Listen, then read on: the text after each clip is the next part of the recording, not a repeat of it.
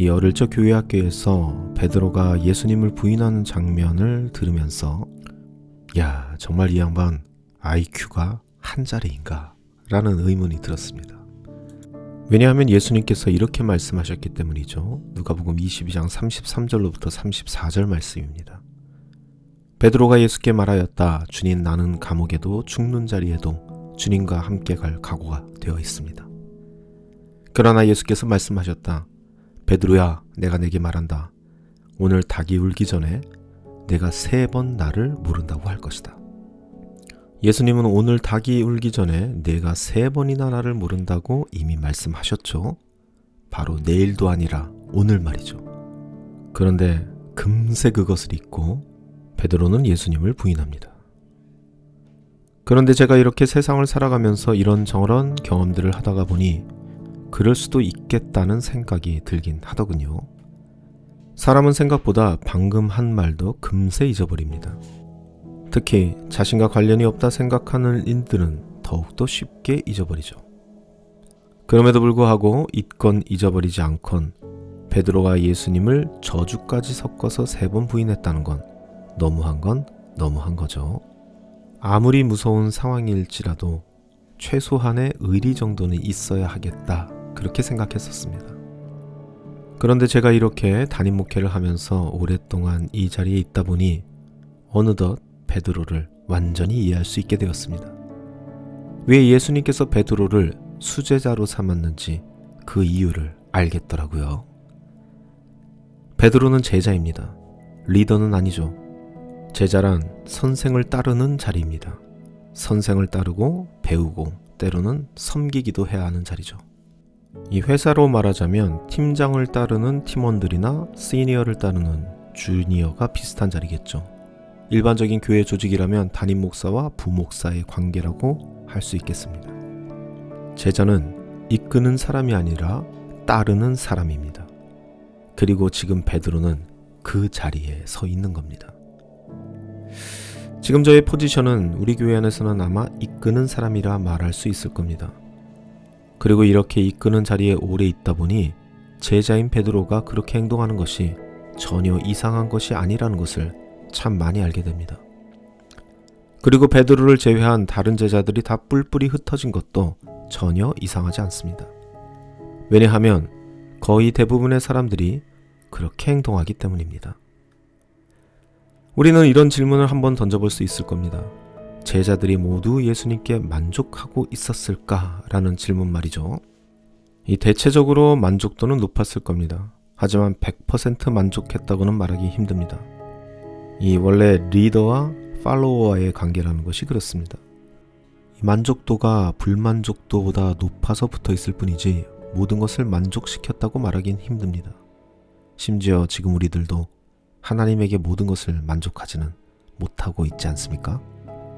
이 성경의 스토리를 봐도 제자들이 예수님에 대해서 완전하게 만족하지 못했다라는 근거는 수없이 찾아볼 수 있습니다. 실제로 예수님은 제자들을 꽤 자주 나무랬고 책망도 했고요. 예수님이 자신의 죽음을 예언하실 때도 딴청하면서 누가 더 높니? 누가 더 낫지? 하는 논쟁을 할 정도였죠. 예수님의 모든 말씀을 완전히 수용했다고 할 수 없습니다. 단적인 예가 바로 유다의 경우가 되겠죠. 예수님을 향한 만족도보다 불만족도가 높았기 때문에 예수님을 팔 결심을 했겠죠. 그런 겁니다. 그런 불만족했던 부분들이 확실히 드러나는 시점이 있는데 그게 바로 리더십이 흔들리기 시작할 때입니다. 리더십이 흔들리면 그 리더를 따르던 사람들은 그 흔들리는 것에 대한 이유를 찾기 시작합니다. 그 이유가 바로 평소에 드러나지 않았던 불만인 것이죠. 그렇게 바리새인하고 사두개인들하고 싸운다는 것 자체가 일단 깜냥이 안 되는 거잖아. 평소 그렇게 독설을 했으니 이런 상황이 올 수도 있지. 그러게 좀 높은 사람들하고도 잘 지내지. 항상 죄인들과 세리들과 창녀들의 편이었잖아. 매일 그들과 먹고 마시다 보니 결국 이런 결과가 나오는 거잖아. 이렇게 생각한다는 것이죠.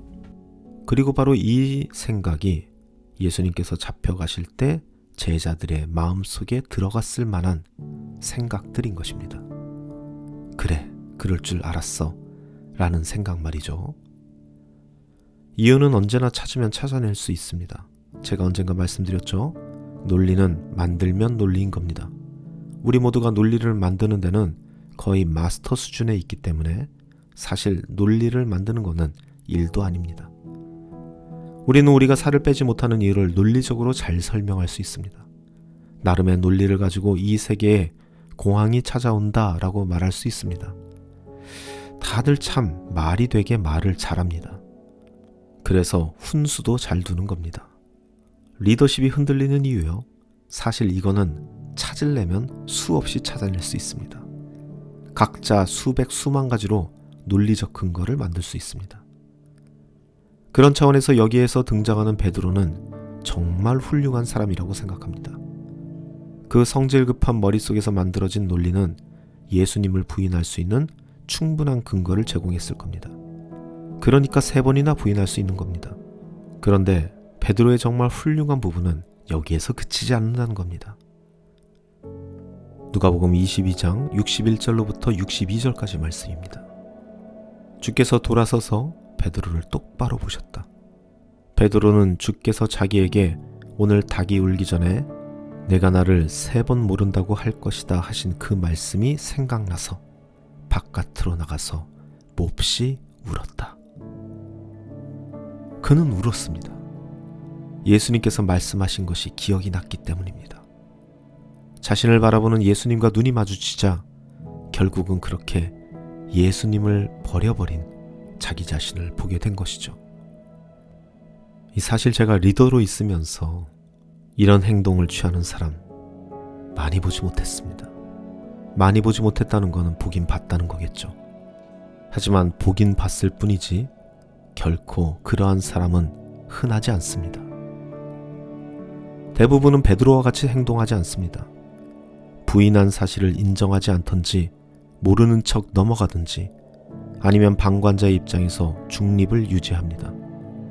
심한 경우에는 오히려 더 강하게 비난하면서 어찌 보면 예언이라 할 수 있는 그 말씀까지 예언이 아닌 것으로 만들어버립니다. 이것이 바로 일반적인 사람들의 모습입니다. 눈물을 흘리며 자신의 어리석음을 깨닫고 그 미안한 마음을 갖게 되는 사람은 사실 거의 없습니다. 목회를 하면서 참으로 많은 사람들을 만나왔습니다. 많은 상황들을 겪어봤습니다. 아직 모든 것들이 결론이 나지는 않았지만 이것 하나만은 확실하게 말할 수 있습니다. 자신의 잘못을 인정하는 사람을 만나기가 참으로 힘들다는 겁니다. 특별히 자신의 잘못으로 눈물까지 흘리는 사람을 찾기에는 거의 불가능합니다. 미안하다고, 참으로 미안하게 되었다고 말하는 사람은 너무나도 찾아보기 힘듭니다. 잘못이 크면 클수록 그 빈도는 더욱더 줄어들게 됩니다. 어떻게든 자신의 잘못이 아니라고 부인하고 버티고 전가시키는 것이 대부분의 사람들입니다. 그런 일이 벌어질 거라고 이미 말했는데도 그런 일이 벌어지고 나선 모른다 하고 그건 그게 아니라고 말하는 것이 사람입니다. 저는 이렇게 생각합니다. 이것도 미안하다고 말하지 못하니 하나님께 회개하는 것은 더욱 힘들겠구나 라고 말이죠. 베드로는 참으로 복된 사람입니다. 자신의 잘못을 알고 뉘우칠 수 있는 사람. 저와 여러분도 그 복된 자리에 서 있을 수 있기를 간절히 소망합니다.